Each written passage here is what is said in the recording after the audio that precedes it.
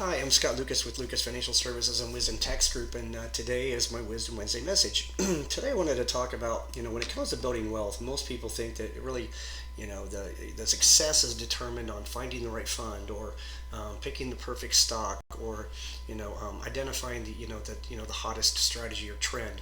But the truth is that psychology and your habits matter a lot more than your investment choices. Think about it. If somebody spends recklessly on luxury items or constantly chases get rich quick schemes, which are rampant this day and age, everybody is in a kind of a want it now society, and it just doesn't work that way.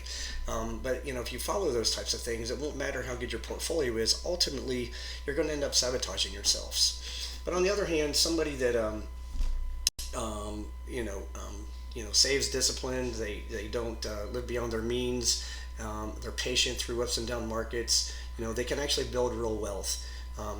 Even with average investments. And there's a lot of studies out there that actually support this. It's not the, getting the right trading algorithm, that makes somebody wealthy. It's a lot of these basic behaviors and the psychology and really how you think about money. Markets are always going to move up and down. And what makes a difference is your mindset, your ability to, avoid fear and greed and impulse decisions. So that's why the most important investment you can make isn't in a fund; it's in your, financial discipline and how you think about money.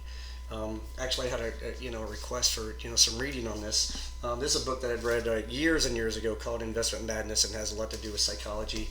And I think you'll find it quite interesting. But focus on your investor psychology, and it'll carry you a lot further. Thank you, and have a great day.